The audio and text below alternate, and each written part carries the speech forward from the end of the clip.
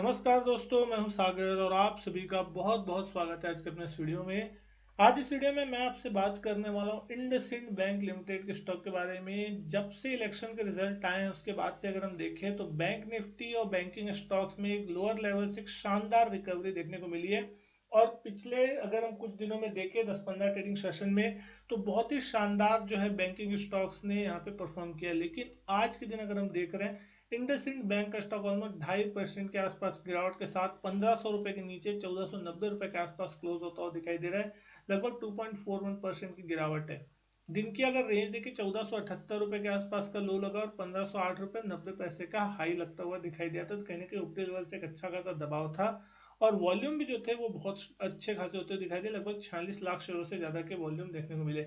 अब सबसे बड़ा सवाल ये उठता है, क्या यहाँ पे जो इलेक्शन के बाद एक तेजी बनी थी वो अब कहीं ना कहीं पूरी होती हुई दिख रही है, शॉर्ट कवरिंग पूरी हो गई, और क्या इस एक्सपायरी के हफ्ते में अब यहाँ पे एक करेक्शन देखने मिलेगी, या फिर ये गिरावट जो है वो खरीदारी का एक अच्छा मौका है लोअर लेवल पे और यहाँ पे फिर से एक ऊपरी लेवल देखने मिलेगा, और क्या नए टारगेट्स की तरफ जो कि इसका 52 वीक हाई है लगभग 1694 के आसपास का, उस लेवल की तरफ ये स्टॉक बढ़ता हुआ दिखाई देगा। क्योंकि अगर हम देखें अभी फिलहाल स्टॉक अपने 52 वीक हाई से 200 रुपए के आसपास की दूरी पे कामकाज करता हुआ दिखाई दे रहा है। यहाँ पे अगर हम इस कंपनी की वैल्यूएशन देखते हैं, किस तरीके की वैल्यूएशन पे स्टॉक कारोबार करता हुआ दिखाई दे रहा है, तो आप देख सकते हैं 1,16,000 करोड़ के आसपास का मार्केट कैप इस कंपनी का, लगभग 1% के आसपास की डिविडेंड यील्ड है, 115 रुपए की ईपीएस है और 13 के आसपास का प्राइस टू अर्निंग मल्टीपल। तो 13 की प्राइस टू अर्निंग मल्टीपल जो कि अगर आप इंडस्ट्री पी भी देखते हैं तो लगभग 19 के आसपास का है।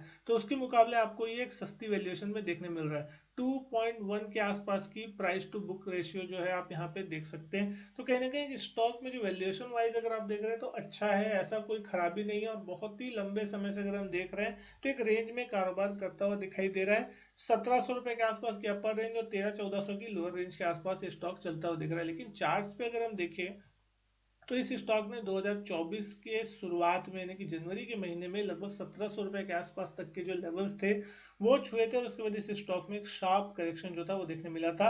और पिछले अगर 5-6 महीनों से अगर आप देख रहे हैं, फरवरी के महीनों से ही देख रहे हैं, तो आपको ये स्टॉक एक रेंज में चलता हुआ दिख रहा है। ऊपर की तरफ लगभग 1575 का लेवल और नीचे की तरफ अगर आप देख रहे हैं मोटा मोटी 1375 से लेके 1400 की रेंज।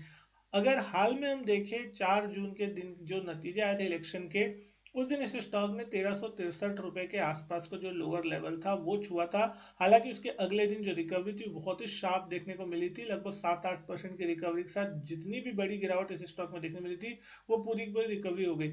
उसके बाद से स्टॉक कहीं ना कहीं थोड़ा कंसोलिडेशन के बाद रिकवरी फेज में जाने की कोशिश कर रहा था। पिछले 2-3 दिनों में अगर आप देख रहे हो तो 1530 के आसपास यहाँ पे क्लोजिंग भी आपको आती हुई दिखाई दी थी, और ऐसा लग रहा था कि शायद यहाँ से स्टॉक एक बार के लिए ब्रेकआउट करता हुआ दिख सकता है, क्योंकि बैंक निफ्टी में भी एक शानदार मोमेंटम बनता हुआ दिख रहा था। 51-52 हजार तक के लेवल बैंक निफ्टी में भी देखने को मिल चुके थे। तो इसका अगला जो टारगेट बन रहा था लगभग लगभग 1575। लेकिन आज के दिन अगर हम देख रहे हैं तो ऊपरी लेवल से एक तेज गिरावट देखने मिली। आज एक गैप डाउन ओपनिंग होती हुई दिखाई दे और स्टॉक में कहीं ना कहीं सेलिंग प्रेशर सुबह से ही देखने मिला। जहां से स्टॉक ओपन हुआ लगभग वहीं से स्टॉक में आपको एक सेलिंग देखने को मिली, और लगभग दिन के लोएस्ट पॉइंट के आसपास से स्टॉक में क्लोजिंग आती हुई दिख रही है। तो क्या यहाँ से स्टॉक में वापस फर्दर सेलिंग प्रेशर आते हुए दिखाई देगा, या फिर यहाँ पे रिकवरी आती हुई दिखाई देगी, ये चीज एक बहुत बड़ा सवाल है। क्योंकि अगर हम देखें इलेक्शन के दिन का जो नतीजा था वो तो ऑलमोस्ट सारे के सारे रिकवरी, लेकिन जो एक बड़ा गिरावट था वो पूरा पूरा रिकवर हो गया। तो जब तक ये स्टॉक 1530 1535 के लेवल को नहीं निकालता तब तक ये जोन आपके लिए एक रेजिस्टेंस जोन होगा। 1530 1540 का एक रेजिस्टेंस जोन होगा। इस लेवल को आप स्टॉप लॉस माने अगर आपकी कोई शॉर्ट पोजीशन है। अगर इसके ऊपर निकलता है तो फिर आपको यहाँ पे फ्रेश बाइंग और शॉर्ट कवरिंग देखने मिलेगी, जो कहीं ना कहीं इस स्टॉक को लगभग 1570-75 की रेंज में ले जा सकती है। और अगर वो लेवल निकलता है तो फिर आप इस स्टॉक में समझ सकते हैं कि ये स्टॉक फिर 1600-1700 की रेंज में जाने को तैयार होता हुआ दिखाई दे रहा है।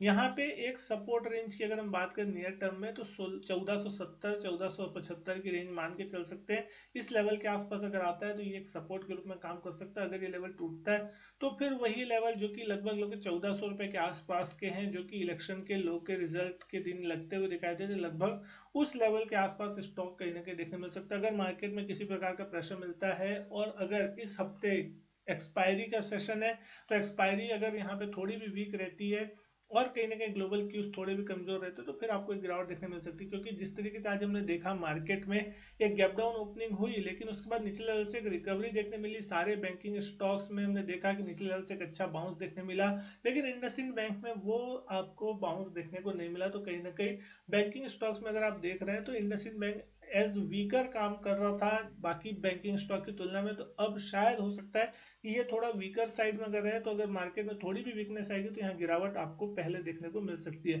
तो कहीं ना कहीं ये स्टॉक जो है अभी एक रेंज में चलता हुआ दिख रहा है, 1540 ऊपर और 1470 जो है लगभग नीचे की रेंज है। इस रेंज के जब तक भीतर है तब तक आप यहाँ पे उसको एक सपोर्ट और रेजिस्टेंस के रूप में समझ के काम कर सकते हैं। जिस भी लेवल के पार ऊपर या नीचे साइड में निकलेगा उस साइड आपको एक डायरेक्शनल मूव जो है वो देखने को मिल सकता है। तो उम्मीद करता हूँ वीडियो पसंद आई होगी। वीडियो अच्छी लगी तो लाइक करें, शेयर करें। चैनल नहीं किया सब्सक्राइब तो चैनल सब्सक्राइब जरूर करें। मैं आपसे मिलता हूँ अपने नेक्स्ट वीडियो में, तब तक के लिए goodbye and thank you.